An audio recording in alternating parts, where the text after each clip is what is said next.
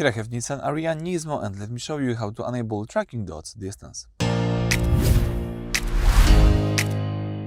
So at the very beginning, let's start by using the home screen. Here you can go to your navigation, for example, just by tapping here, or by using this left screen buttons, and here you've got the navigation button.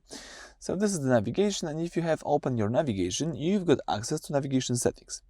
You can open navigation settings by using this gear icon right here at the top of the screen. So let me do it. Let me tap the gear icon, and now as you can see, you can use the following list of settings. Let's choose here map settings, the first option. Then you need to scroll down a few times, and if you scroll down a few times, you will see this tracking dots distance. Let's just tap it. As you can see, you've got here the information of the length of the tracking dots distance.